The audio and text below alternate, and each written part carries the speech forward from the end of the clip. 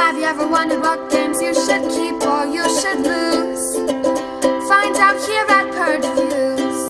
Kitty Chaos has cats, so I knew my daughter would love it. And sometimes getting her into board games, she started out liking board games, and now she's faded away where my son loves them. I know I can get her to play a game with cats. And Kitty Chaos, swung for the fences with that one and hit a home run because it had cats. I know that seems really shallow, but if it has cats, I can usually get her to the table to play it, and Kitty Chaos did that. But how good of a game is it? It's an okay game for kids. It's really interesting how you can jump the fences. It's all about having the right card at the right time. There's some dice rolling with the pound. Super frustrating in Candyland when you get all the way to the end and the cat catcher catches you and you go back to the pound. Ugh, this is so annoying. I don't like that. But it is interesting how you're kind of going through to take that game. You have the lives that you're trying to keep and trying to get to the end of the house. And at the end of the house, it's a little bit random. So if 2 or 3 people there, you can just randomly pick the right one. It's a light kids game for fun, right? So I don't think any gamer in the right mind is going to play this game. There's too much randomness. There's too much take that.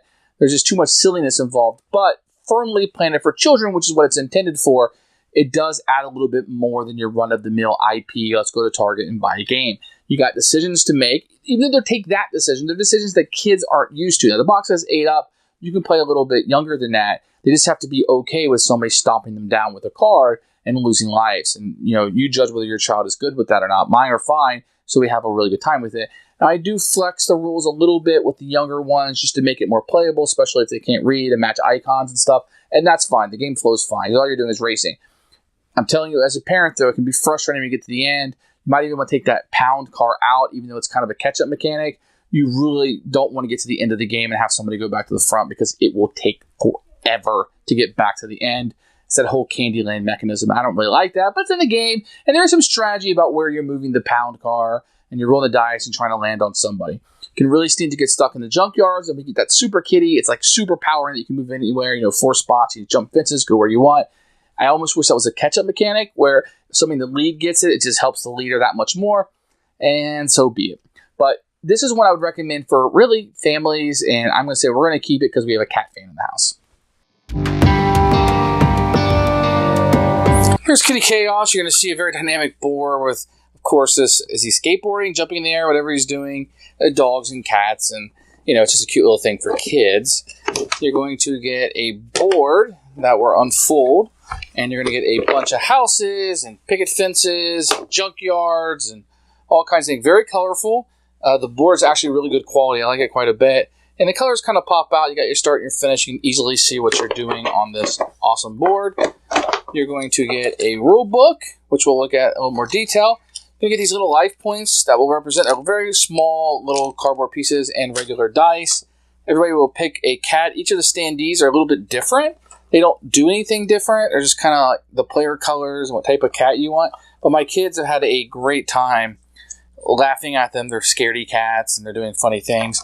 Going to have a number of tiles that you'll put for the end of the game that will come out. And you'll have these cards. These are actually pretty decent cards. The components of this game are pretty good. Some of these are just functional, like which way you go. And then you have the icons over here, very easy. The graphic design is awesome. And then you have like the little artwork. And we thought they were just super cute. And they all mean something a little bit different, which we'll go over on the play of the game. But the cards are great quality. Now, this box is something different. It's supposed to set up here where the cards can go in here. And maybe it's seen better days than it has seen now. You're going to have the little truck that picks up the cats that will be running around. Really good quality. Yeah, and nothing like a standee of a person coming out to get those cats, right? So here's a rulebook for Kitty Chaos. Now, this rulebook leaves a little bit to be desired. Contents, no pictures. You have no picture of the game set up. Little pictures here that tells you like where on the board things are at the start of the game and kind of how it works. Very small pictures. A little bit of an overview of each of the cards, which is nice, and kind of how the card icons work. That's very good. Very wordy, as you can see, for what should be a kid's game. Losing life, how the pound works, how the junkyard works, losing 9 lives. We're getting into a lot of rules here for kids. But they do say 8 and up, and 8-year-olds can kind of get this hints and tips. And there's a cut-through variation that you would have here, and then it just goes into other languages. So not too bad. There's a little bit to be desired when you're playing. You can just kind of be loose, fast and loose with the rules, and it's fine. I would say mediocre rulebook.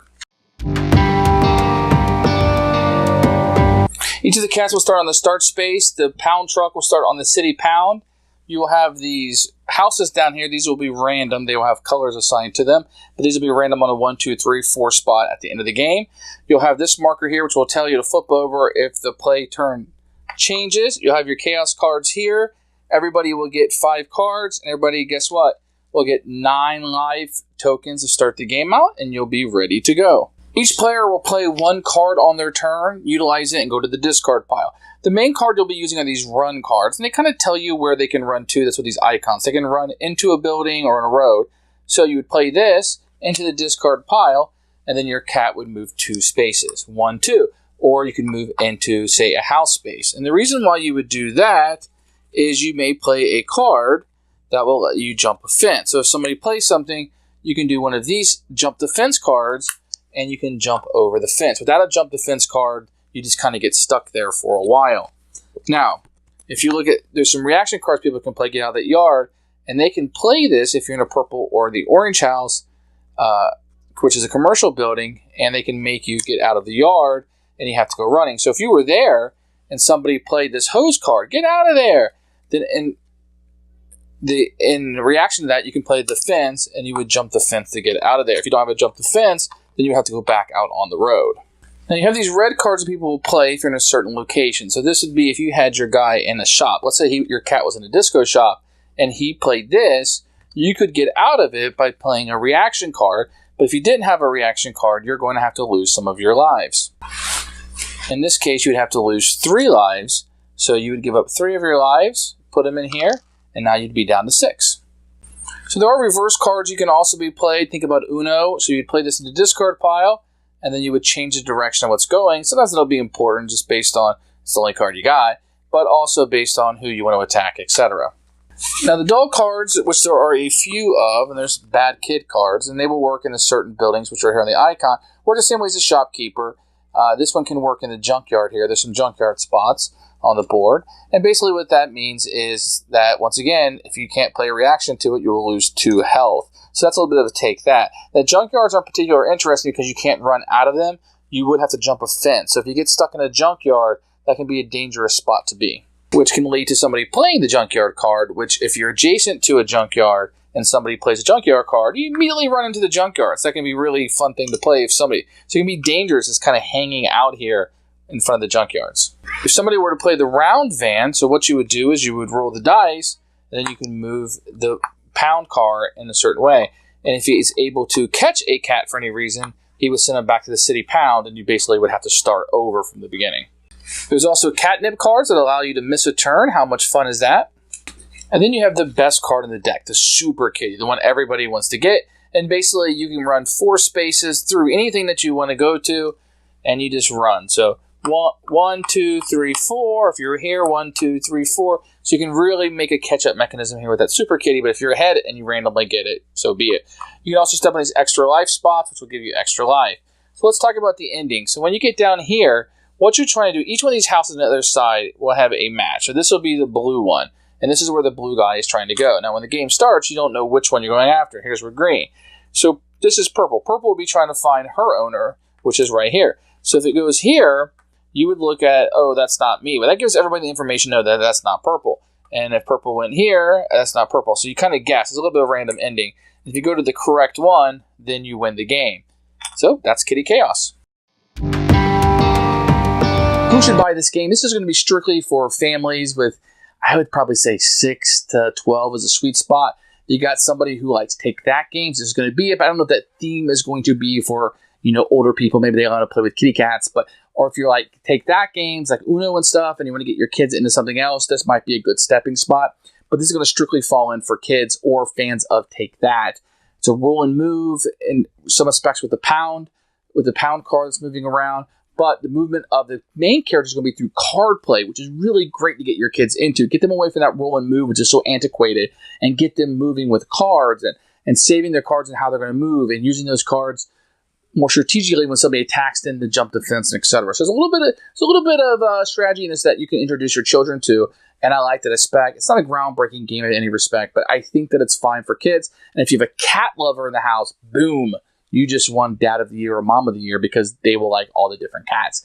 And the dogs are chasing them, and you're running from the dogs, and it's fantastic. So For me, squarely for families, cat lovers, and we'll be keeping this one around, even though it's not the greatest game.